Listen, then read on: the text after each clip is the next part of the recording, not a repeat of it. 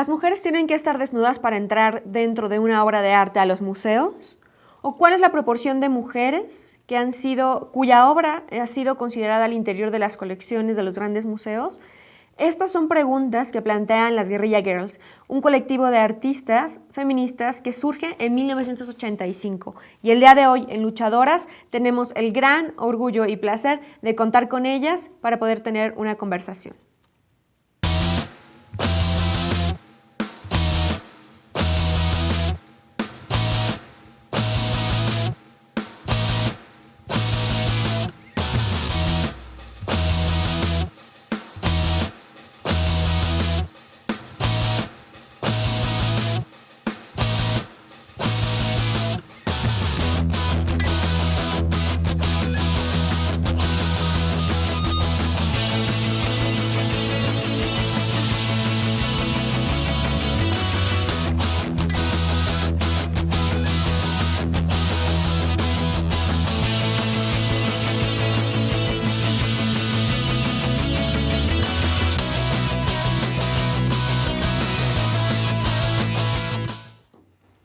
Hola, ¿qué tal? Bienvenidas y bienvenidos a Luchadoras. Estamos en Rompeviento, televisión por internet.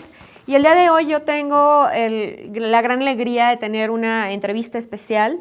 El año pasado, en el marco de algunas actividades en el Museo Universitario de Arte Contemporáneo, el MUAC, las Guerrilla Girls vinieron a México. Frida Kahlo, una de ellas, estuvo compartiendo pues algunas experiencias y algunas mesas y también unos talleres junto con algunas mujeres artistas jóvenes de aquí de México. Y bueno, tuvimos la oportunidad de platicar con ella en esa ocasión. Y después de todo el trabajo de edición, traducción, finalmente el día de hoy podemos compartirles esta gran entrevista. Vamos a comenzar aquí desde el estudio de Rompeviento haciendo una pequeña reseña de su trabajo. Las Guerrilla Girls son un colectivo de artistas que surge en 1985, hace aproximadamente 28 años. Y su objetivo fundamental en ese momento puntualmente fue reaccionar ante una exhibición particular que estaba siendo en ese momento lanzada en Nueva York y que tenía muy poco porcentaje de obras de mujeres artistas incluidas.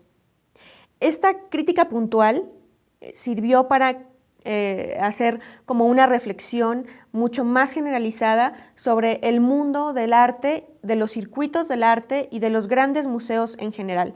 Una situación de discriminación y exclusión hacia la obra de las mujeres artistas. Es claro que no solo ahora existen mujeres artistas, sino que han existido a lo largo de toda la historia del arte, ¿no? Pero también la crítica puntual que ellas hacen y que se extiende a todo el circuito del arte en todo el mundo es que a pesar de que existen, y no solo de que existen, sino de que el mayor porcentaje o el mayor número de graduadas de las universidades de arte son mujeres, no son las mujeres las que están siendo más curadas o incluidas en las exhibiciones internacionales o en las colecciones de arte de las personas que se dedican a ello, ¿no? Los coleccionistas de arte. Y en ese sentido, las Guerrilla Girls hacen y han hecho a lo largo de toda su trayectoria críticas que se exhiben en las calles. Por eso también su nombre y su táctica guerrilla, ¿no?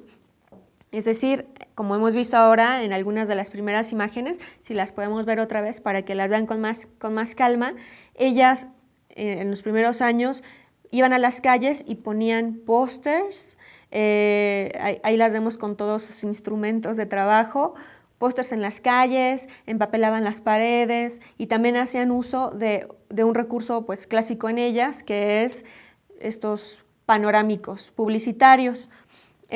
Vamos a ver ahorita la primera obra que las lanza, digamos, al espacio público, que es esta imagen, que es la reapropiación de una obra de Ingres, una obra clásica, pero con una mujer con rostro de gorila y estadísticas acerca de esta exhibición que yo les comento a la que reaccionaron. Las mujeres tienen que estar desnudas para poder entrar al Museo Metropolitano de Nueva York.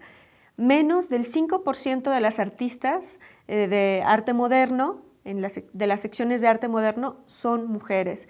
pero el 85% de los desnudos de estas obras son de mujeres.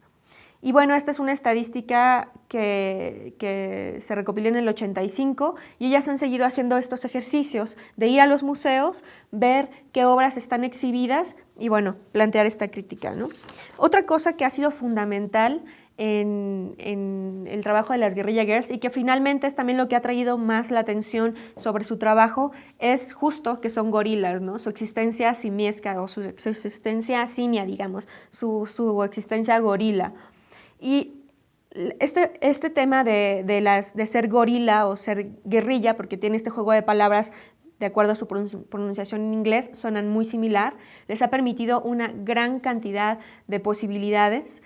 Por una parte, ellas se reafirman a sí mismas desde el anonimato y tener una máscara de gorila les permite permanecer en el anonimato, pero además no solo reflexionar desde la experiencia individual, sino decir que hablan y hablamos por todo un género. Es decir, ellas a partir del anonimato salen de la experiencia personalizada y hablan de toda la experiencia de un género, de las mujeres que han estado excluidas de los circuitos del arte. Eso por una parte. Y por otra, vamos a ver ahorita también una imagen, ellas hacen un homenaje a través de su anonimato a todas esas artistas que han existido a lo largo de la historia y que pues no han sido reconocidas plenamente, probablemente, por los grandes circuitos de poder del arte. Y vamos a ver esta imagen donde ellas se encuentran con algunas fotografías de estas mujeres de las cuales ellas pues toman el nombre. Entonces, las Guerrilla Girls, cuando tú hablas con ellas te dicen, bueno, yo soy Frida Kahlo, yo soy Georgia O'Keeffe, yo soy Eva Hess, yo soy Meta Fuller, yo soy Ana Mendieta, ¿no? Todas estas mujeres que han existido. Y finalmente también es algo bien importante que a través de esta imagen de gorila, de este rostro de simia en este caso, ellas también están contestando a la imagen dominante de estereotipo de belleza de las mujeres. Normalmente el gorila se asocia a la imagen masculina y se asocia en general con todos los estereotipos de la masculinidad, ¿no? La fuerza bruta, todas estas cosas. Y en realidad ellas pues le dan el twist, le dan este giro a la figura de la gorila y es la mujer que sí se pinta los labios, que es segura de sí misma, que hace una crítica y que dice no me importan los estereotipos y lo que sí me importa es contestar todas estas dinámicas dominantes del arte que discriminan a las mujeres y que revelan cómo también el machismo está infiltrado en todos los ámbitos de la existencia contemporánea, ¿no? Vamos entonces ahora a ver un pequeño video que retoma la exhibición de las Guerrilla Girls, una retrospectiva de sus 28 años de trabajo, del 85 a 2013, y que es la primera exposición que concentra tanta obra de las Guerrilla Girls y que estuvo el año pasado en la Alhóndiga de Bilbao, en España, que además es un centro fundamental para el arte contemporáneo en el mundo actual, por lo cual es también sumamente relevante. Después de que veamos este video, que además está hecho por la radio y televisión del País Vasco, vamos a ver la entrevista con las Guerrilla Girls aquí en Rompeviento con Luchadoras.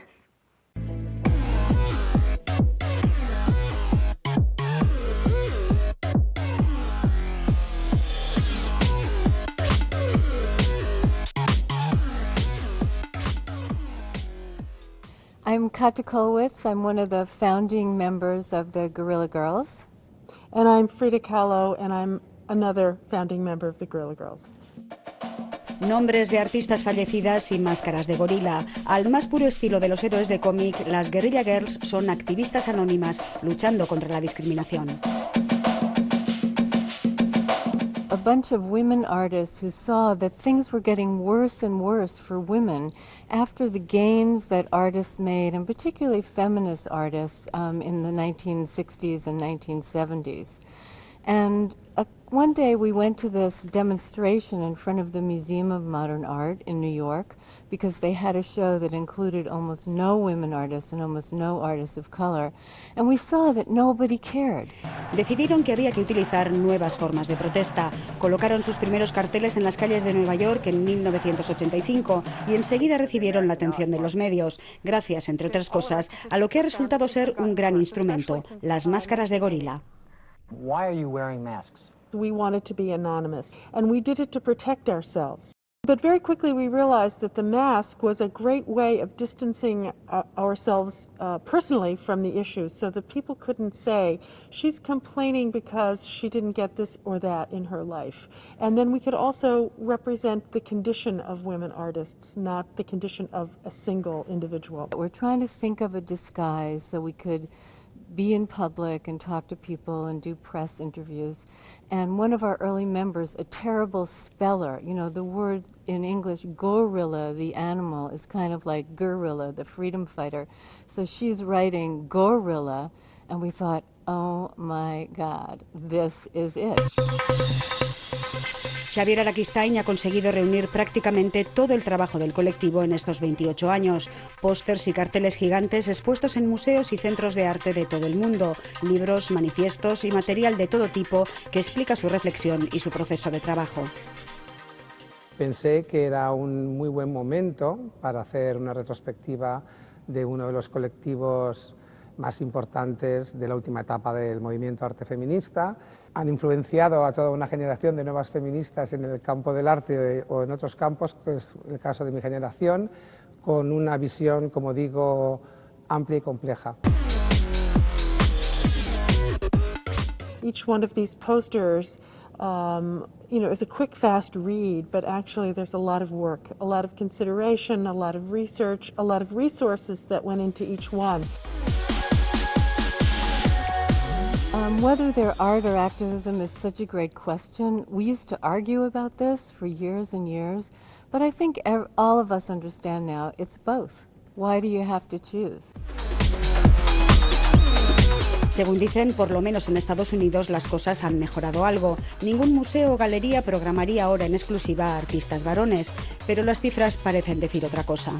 We count at the Met Museum every 10 years or so, and our last count was done last year. And you can see that poster in this exhibition too. So it was 5% 1989, in 2013, 3%. Y en nuestro entorno las cosas no están mucho mejor. Not been a solo show by a woman artist in the Museum of Fine Arts in Bilbao in 10 years. And the Guggenheim collection, which is contemporary and modern, is only 14% women. Bueno, yo creo que la situación es desoladora. Sabemos que es perfectamente posible incorporar a las mujeres en las programaciones de arte contemporáneo, que esas programaciones son más interesantes cuando se incluye a las mujeres, pero me temo que no se está haciendo mucho. Y por si alguien lo ha pensado, no, ya no hay modo de unirse a las Guerrilla Girls. Well, the bad news is we really can't accept new members. Otherwise, it would be a full-time job just to interview people. But the good news is, if someone wants to be an activist like us, they don't need to be a member of the Guerrilla Girls. They can make their own crazy activist campaigns. The world needs more feminist masked Avengers.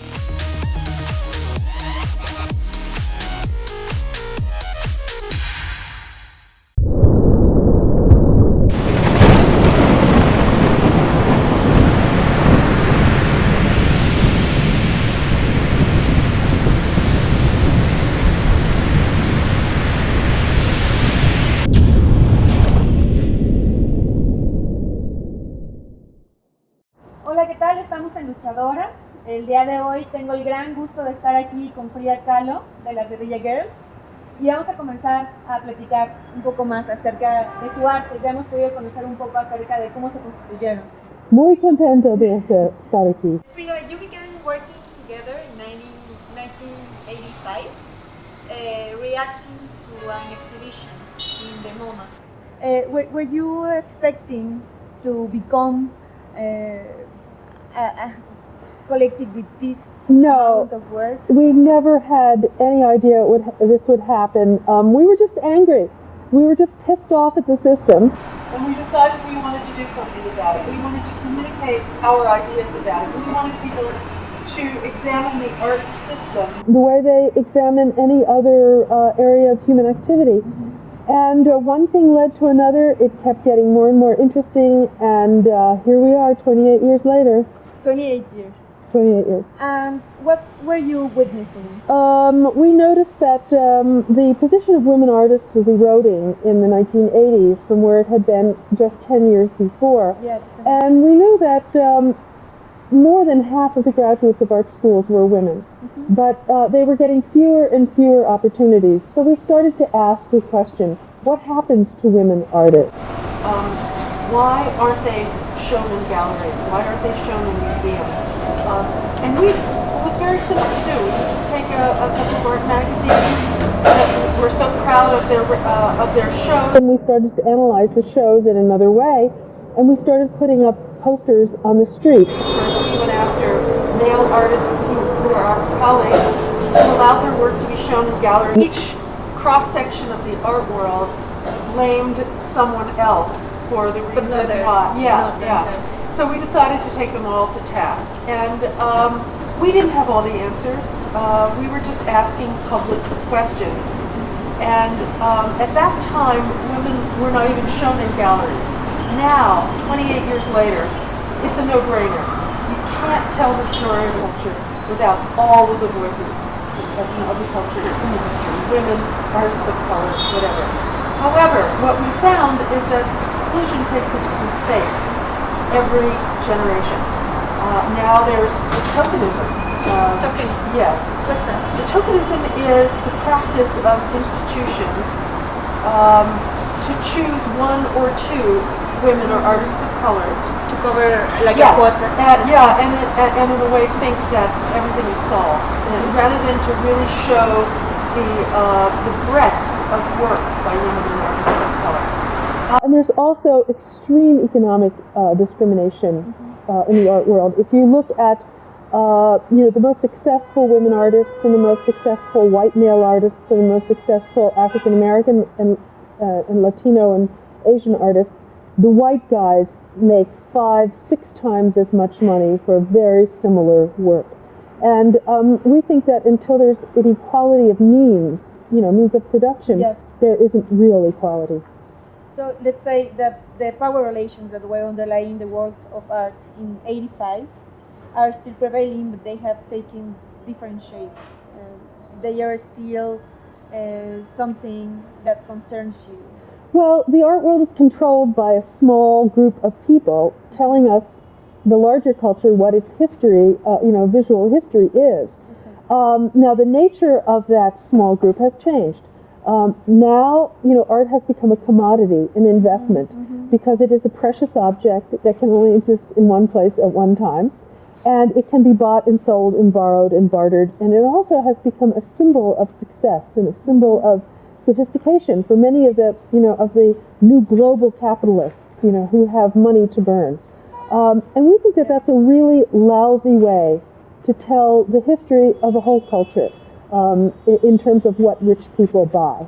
And we really think that museums, at least in the United States, are run by those people. Most of our museums are private, and they're run by trustees. And museums have not really had a very strong ethical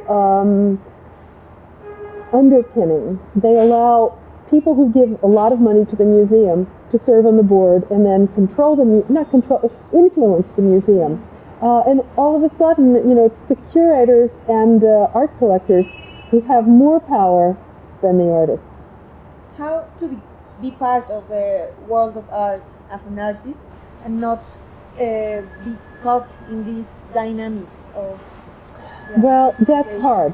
That's very, very hard. And you have to really believe in an alternative, in another world, and in your own work. We've become a paradigm of that. We never expected this, but we're included in a lot of art histories and a lot of survey books. But we've never had a gallery. We've never had a dealer. We sell our work online. Anyone who has $20 can have a poster. We're happier to have all our posters on the dormitory rooms of students all over the United States than we are to have one very fancy poster hanging behind the couch of a wealthy collector. We're not rich. We're not interested in being rich. We're more interested in having a wide network of people who are interested in what we're doing. We actually empowered the ordinary person who goes to the museum. We gave them a voice, and we asked them to complain. I mean, we have become professional complainers. And that's part of the guerrilla aesthetic and also philosophy that you have behind your work. Yes. Mm-hmm. I was thinking one of the questions I want to ask you was how to be guerrilla inside the world of art. But I think you already said something about Wear a mask. Wear a mask. And lots of people, protect us, and a lot of people don't care who we are anymore. Yes, we decided to be guerrillas, freedom fighters, from the very beginning. We knew we had to be anonymous because we were all artists, and we wanted to get ahead in this art world that we were complaining about, and we knew it was foolish to do that without hiding our identities. So we became anonymous, and we're freedom fighters first, guerrillas, because the art world is such a small and clubby little place. The idea that there could be secret feminist freedom fighters sneaking around all the fancy openings and dinner parties, or working in the museum spying on the establishment, was a really delicious irony. So we became Guerrilla Girls first, and we called ourselves girls because we really wanted feminists to sit up and take notice. I mean, we wanted to make everybody uncomfortable. We wanted to be in everyone's face so that they had to have an opinion about what we were saying. And at an early meeting, we had gotten an invitation for some photographs like you're doing now. And we knew we couldn't do that without a mask, without some kind of a disguise. So we were, what should we do? We were thinking, and artists are really bad spellers. One of our early members was misspelled guerrilla, gorilla, and all of a sudden it was, it made sense. Yeah. So it was no great theoretical, examination. Yeah. It was just something that happened. We're going to make a little stop and we'll be back. Vamos a hacer un pequeño corte. Estamos con Frida Kahlo de las Guerrilla Girls y Luchadoras. Regresando.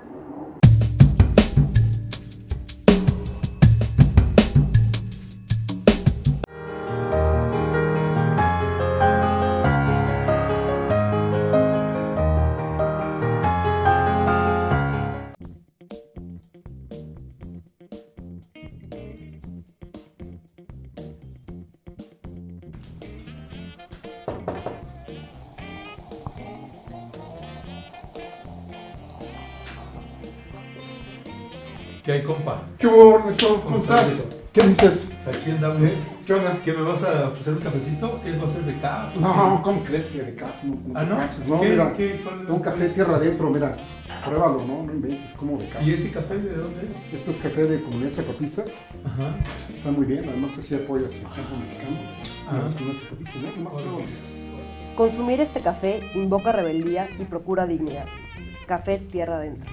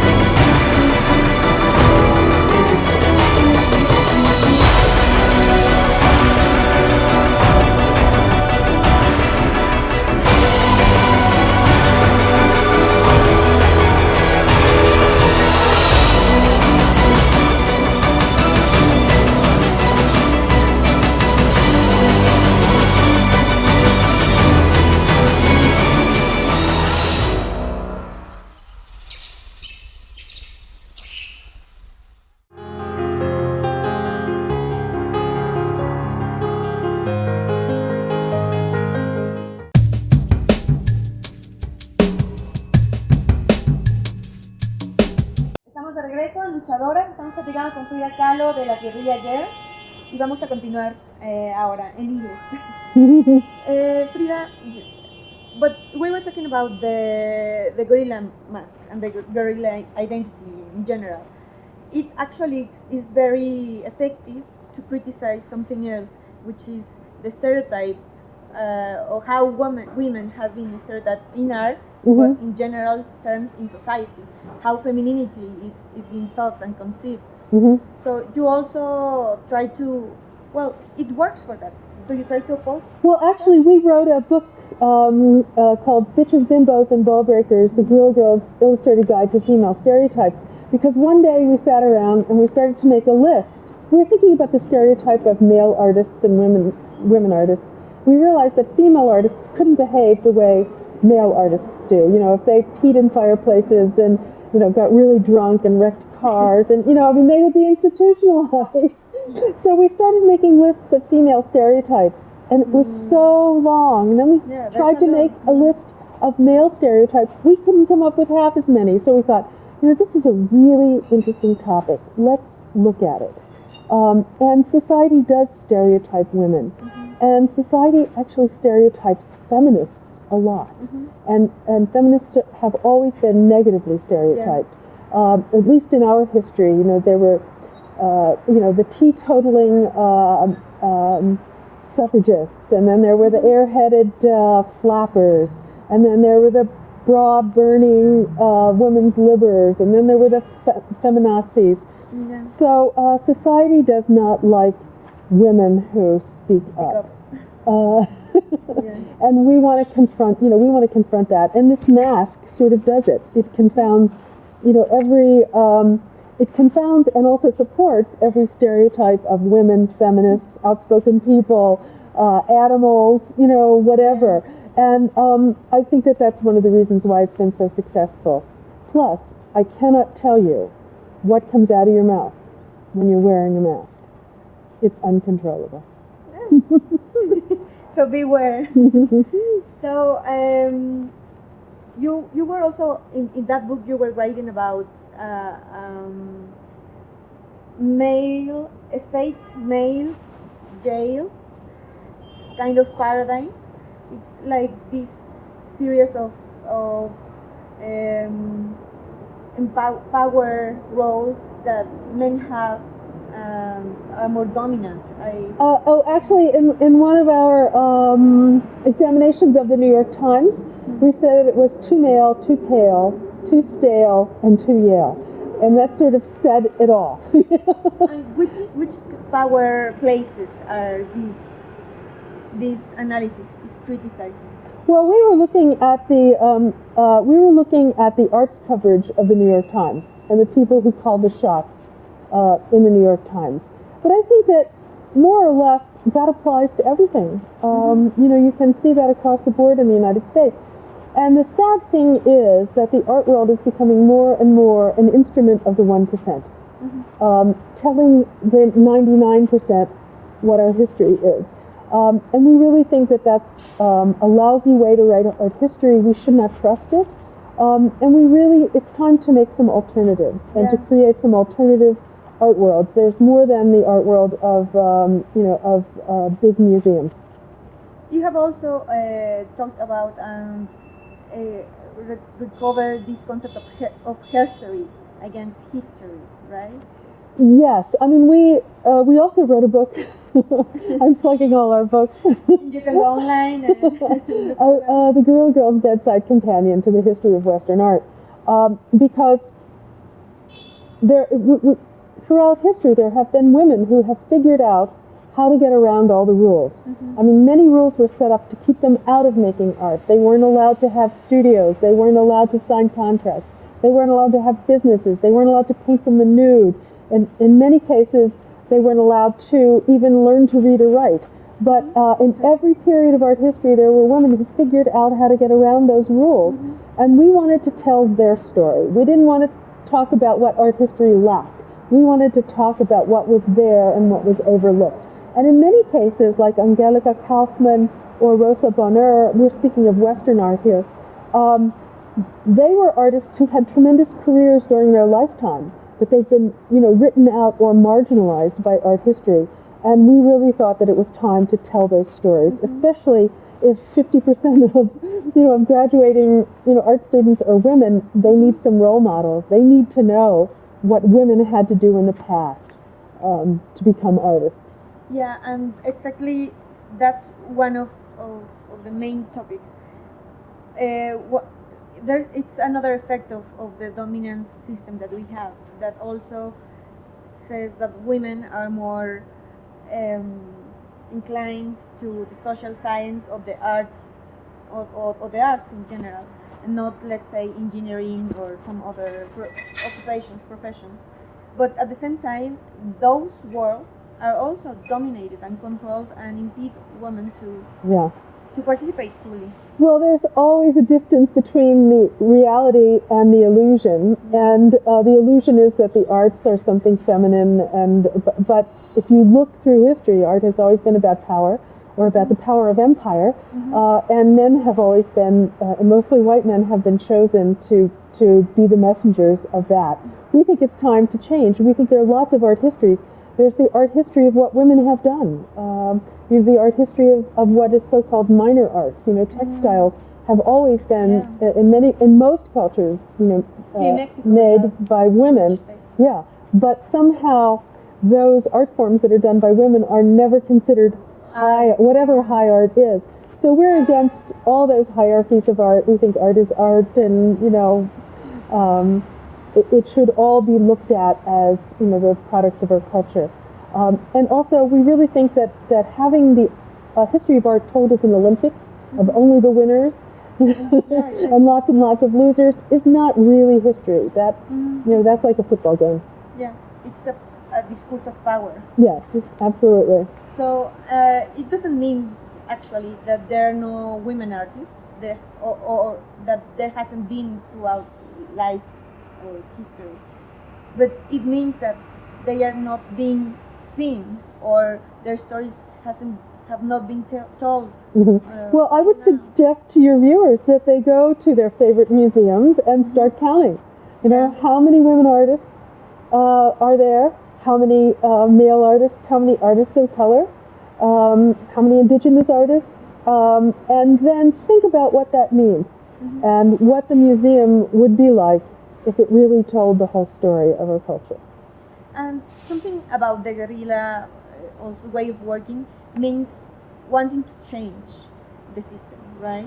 Oh, absolutely, absolutely. So all your work, the posters, the activism on the streets, the talks, is directed in a way to make changes.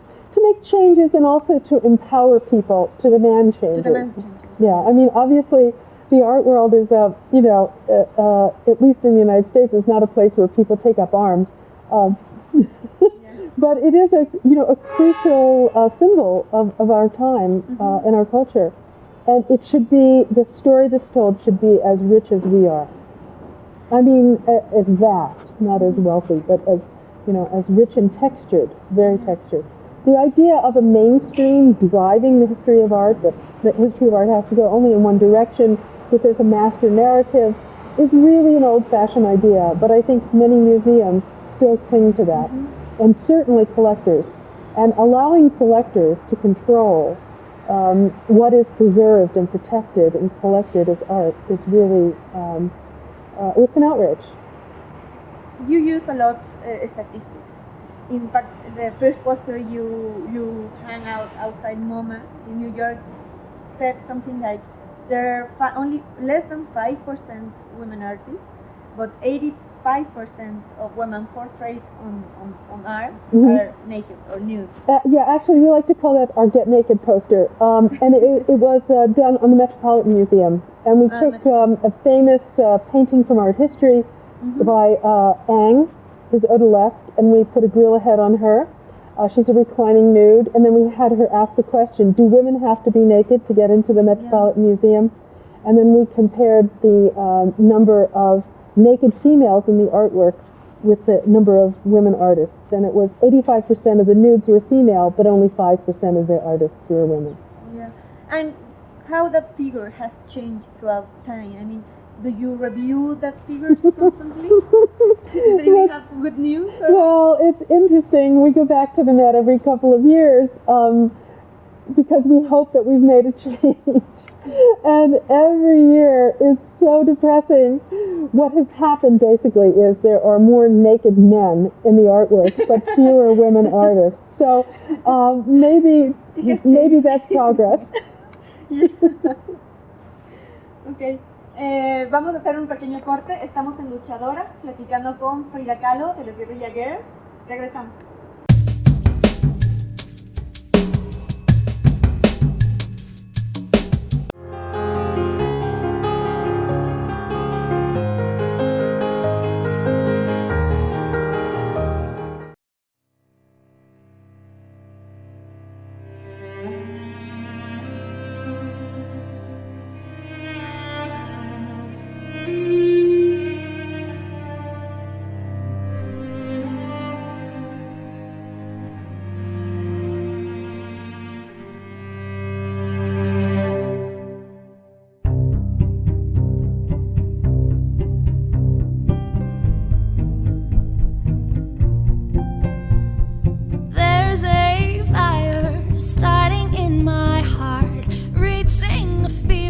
And it's bringing me out the dark.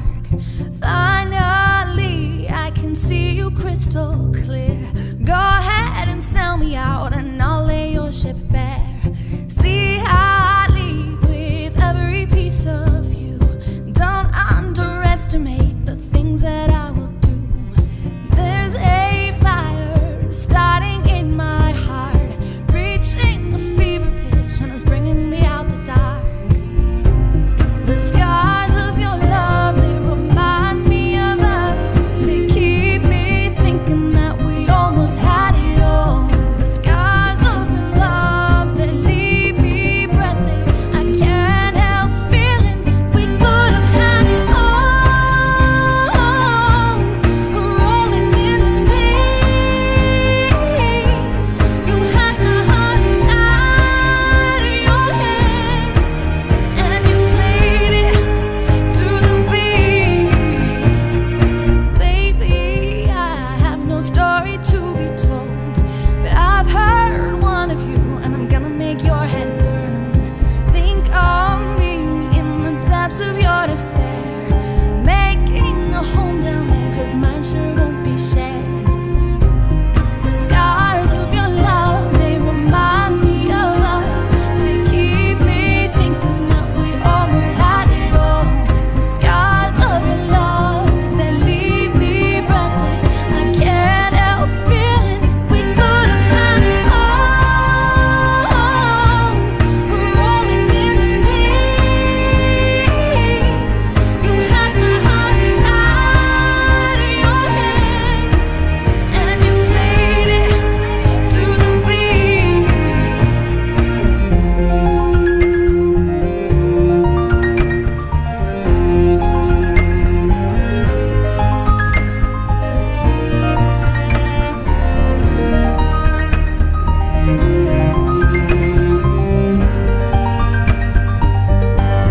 We could have had it all. Rolling in the deep, you had my heart inside of your hand, and you played it to the beat. We could have had it all. Rolling in the deep, you had my heart inside of your hand, and you played it, you played it, you played it, you played it to the beat.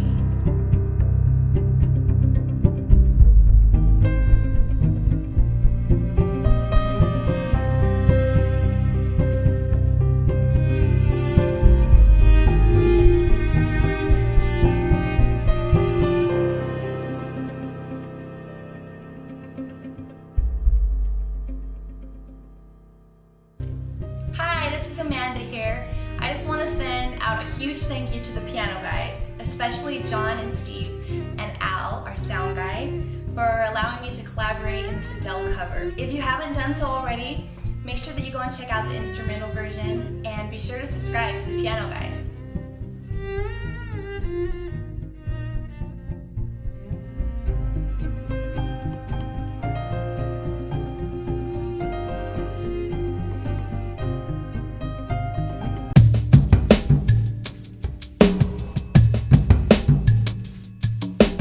Estamos de regreso en Luchadoras y antes que nada queremos dar un agradecimiento muy cariñoso a Subversiones por hacer esto posible, por ayudarnos a estar aquí con Frida el día de hoy.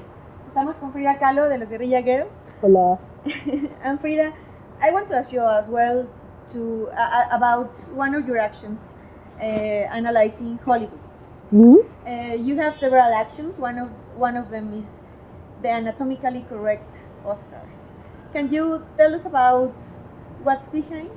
Well, we realized, I mean, we're not very methodical about what we do, and at a certain point we realized that Hollywood and the movie industry, which presents itself as being so liberal, so identified with left politics, always supporting, liberal causes. If you look at the back scenes in Hollywood, there are very few women directors, very few women cinematographers. It really is a male-dominated industry. So we thought we would take a look and see what we could, do about it. And every year, for a number of years, we were able to rent a billboard on Hollywood Boulevard, not very far from where the Oscars were given at the time of the Oscars. And it was a great opportunity. So. One year, oh yeah, absolutely, and some female film directors who also had to be anonymous helped fund it for us, and one of them said, the anatomically correct Oscar. He's white, he's male, just like the guy who wins. And we redesigned the Golden Boy, the Oscar, to look like the white, middle-aged, fat, balding, very private guys. They're covering their genitals. And it was really shocking. And our whole sort of style is to make outrageous statements and then back them up with the truth. Mm-hmm. And, the fact that there had never been, at that point, a woman given Best Director, that almost all the writing awards went to white men. Mm-hmm. It was kind of shocking. But it was the very year that both Denzel Washington and Halle Berry both won Oscars for their performances in those years. And of course, we like to joke around and say that it's because of our, But about the questions you were asking. Yes, absolutely. But I'm impressed by you saying that Hollywood may be perceived as liberal, because, I have not that view at all. Really, I think it reinforces stereotypes of beauty and roles and gender roles and power relations that are very counterproductive, in fact. Well, I guess when I said that, I was talking about the people in Hollywood. Okay. The product that they create, of course, is retrograde, really retrograde. But the characters, the individuals, they all want to, be liberal. Robert Redford, Brad Pitt. George Clooney, they all want the world to perceive them as being liberal. But the products that they produce, because they produce to the marketplace, and they produce to the marketing mentality of teenage, white boys, it's quite different. And at the same time, I'm thinking about the outside world in terms of the arts world. Outside the art world, like Hollywood, we also have these machineries of power or mechanisms of power, and that preservates this discrimination in general terms. And I want to ask you, what do you think are nowadays the most powerful mechanisms or arms, let's say, to produce discrimination and making it? Well, income inequality is a big deal now in the United States, and that's controlled by the giant corporations and the financial industries. They have their own secret government that no one votes for, and that's international, and that can control many things across the world. The fact that we buy sweatshop clothing cheaply in the United States that is produced under substandard working conditions in India and Indonesia. Mexico. In Mexico, is kind of shocking, and I think that's really that's the oppression that I feel now, and I think the discrimination is mostly economic, and I think it's going to be a push to have an American president who's a woman, but I do believe the next one might be a woman. We've had an African American, now we'll have a woman, and let's see if they can in any way change the economic situation. It's hard because it's international. It's almost larger than a government. And then they secretly fund politics, and they try to, right now they're suppressing the vote in the United States, the Koch brothers. And it's a little scary. Do you think this is something that remains under examine? I mean, not seen, not criticized?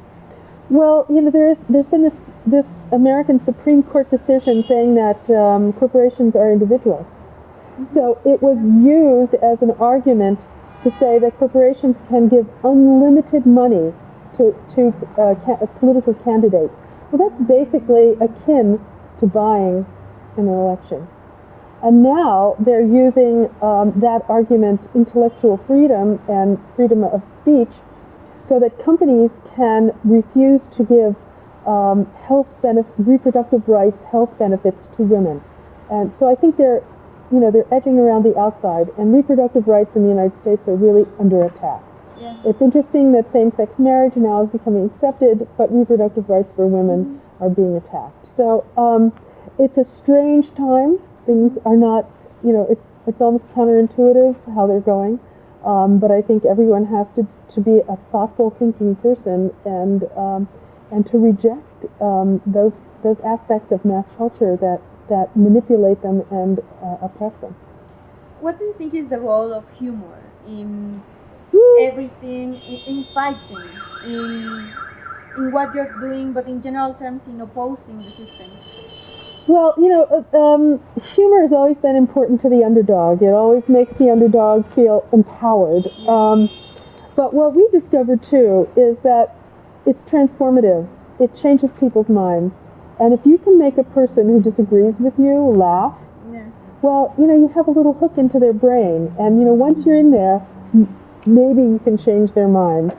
Also, it just makes people feel happy. Even if they're oppressed, you feel happy and strong at the same time. You also have to enjoy what you're doing, your outrage, your revolution. Yeah. But I also think, there's so many different sides to this idea of humor, is that if you look through history, periods of oppression have always produced great political humor. Yeah. What would you say about women artists that you think they have made change in the world of art? I think maybe the performers in the 70s, or Ana Mendieta, or Tina Modotti. Yeah, Tina Modotti here. But tell me, what are your figures, your role figures that you just admire? Well, I chose the pseudonym Frida Kahlo because at the time in the States, Frida Kahlo was not such a big name, but I loved her personality. I loved how outspoken she was, and I loved the fact that she did whatever the hell she wanted. But I think the great thing for women artists is, because the market is not with them, they have a lot of freedom to do whatever they want. They can experiment. I think a lot of white male artists are hung up on the professionalism of being an artist, and if their show doesn't sell out, they get really depressed. It's more about success for them. But for us, it's more about the truth of what we're doing. And in the larger sense, that freedom is so much more important, and maybe that's something we should be happy for. Yeah. You have also some works where you take some sayings or quotes from male artists or key thinkers of the world, let's say Napoleon or Confucius, and you actually call it, I think, street art because you place it on a wall, and it reveals how they also are very misogynistic. Well, in 2009, we were asked to do a poster to commemorate the 20th anniversary of the Polytechnic massacre in Montreal. And in that year, a lone gunman went into the engineering school there, separated the women students from the male students, and said all the women who were studying engineering were feminists and they ruined his life, and he killed 14 of them. Mm-hmm. Yes. So to commemorate that, we decided instead of focusing on the tragedy of that event, we would go back and examine misogynistic hate speech against women throughout the ages. And we did a fake graffiti wall as though Napoleon had written something or Confucius had written something, all the way from Confucius, who said that 100 women were not worth a single testicle, right to Rush Limbaugh, who's one of our news commentators in the United States, saying that women's liberation was an excuse for unattractive women to get ahead in the world. Just to sort of show that things haven't changed all that much, and it's still okay and acceptable to say misogynistic things about women in public that wouldn't be tolerated if said about a lot of other groups. Would you say and recommend our viewers to put on a gorilla mask and make something? Sure, but rather than put on a gorilla mask, invent some other crazy identity, because the world needs more than one feminist masked adventure group. What's the thing you enjoy the most about being a guerrilla girl? Oh gosh, do you have another hour? Yeah.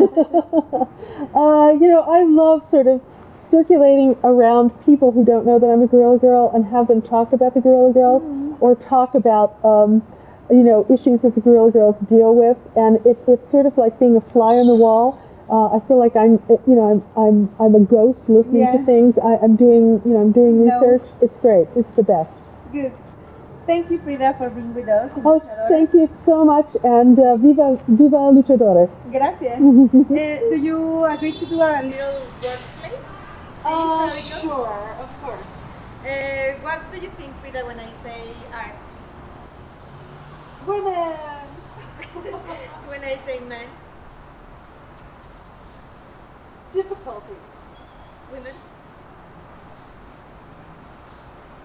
Solidarity. Power.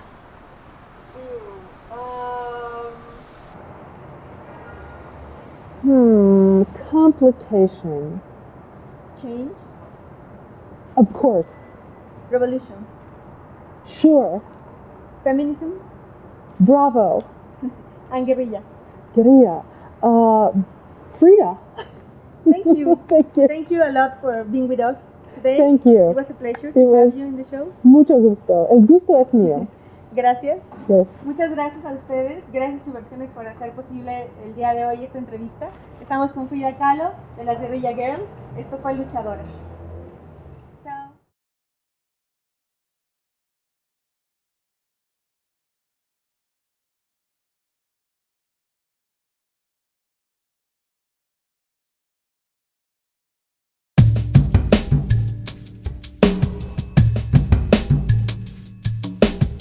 Bien, pues hemos visto a lo largo de esta entrevista cómo el trabajo de las Guerrilla Girls desde hace más de 20 años y también, bueno, por supuesto, muchas cosas han sucedido en el mundo, ha logrado transformar progresivamente esta tendencia a la exclusión de la obra de las mujeres artistas en los museos. Sin embargo, como ella misma nos ha dicho, como Frida nos ha dicho en esta entrevista, todavía vemos que a pesar de que las estadísticas que ellas hacen se revisan pues cada cierto tiempo, los cambios no siempre son de la magnitud que esperábamos y siempre enfrentamos nuevos retos, ¿no? Nuevos retos de desigualdad y de discriminación, pero bueno, que tenemos que seguir trabajando por ello.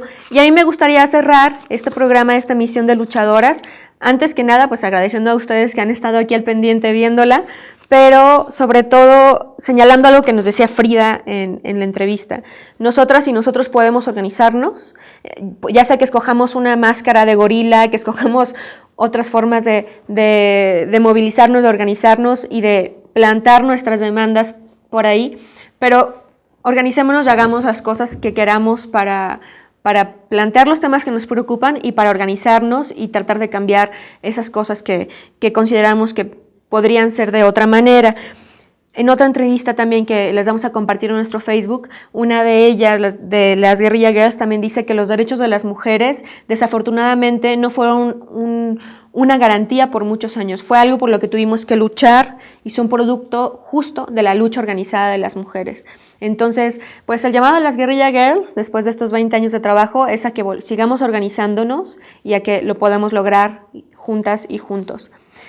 Vamos a ver ya rápidamente, antes de terminar, algunas imágenes para ver visualmente de lo que hemos hablado a lo largo de la entrevista. Con Frida platicamos un poco acerca de esta imagen, esta crítica al Oscar, y vamos a ver ahora en pantalla pues justo esta obra de las Guerrilla Girls que habla del Oscar que debería ser correcto anatómicamente. Por una parte, pues hombre, es blanco, y bueno, también la complexión, como estamos viendo, es notablemente distinta a la de la estatuilla, y ellas critican cómo al momento en que ellas hacen esta crítica, ninguna mujer directora había ganado nunca los Óscares. Y cuántas mujeres directoras o incluso actrices habían sido parte de las candidaturas al Óscar, ¿no? Ellas son de California, están en Los Ángeles, y por lo tanto, pues esta crítica apela bastante a este circuito también que domina no solo, bueno, los Estados Unidos y México, sino todo el mundo, que es Hollywood, ¿no? Y que es una industria que además utiliza todas sus herramientas para canalizar y propagar también y fortalecer alguna serie de estereotipos que ellas mismas critican. Vamos a ver también a continuación otra imagen. Esta es una carta a los coleccionistas de arte, en la que, bueno, también haciendo uso de la sátira y de la burla, les dice: querido coleccionista de arte, yo sé que en tu colección no hay un número significativo de obras hechas por mujeres, y sabemos también que te sientes terrible por ello. Entonces, por esto te animamos a que inmediatamente tomes acciones e incluyas más obras de mujeres. Y finalmente vamos a ver una última obra para cerrar esta emisión de Luchadoras, que ellas hacen esta crítica por primera vez en la Bienal de Arte en Venecia, y donde se pide que se liberen a las mujeres artistas. De nada sirva que las obras de las mujeres artistas permanezcan en los sótanos y no estén exhibidas en las galerías, en los museos, en las paredes, con el público accesando a ellas. Esta es la imagen de esta acción de las Guerrilla Girls: liberemos a las mujeres artistas de Europa, saquémoslas de los sótanos. Esto fue Luchadoras. Hoy estuvimos con Frida Kahlo de las Guerrilla Girls. Muchas gracias por habernos sintonizado. Gracias a Rompeviento y a sus versiones para hacer esto posible. Nos vemos la próxima.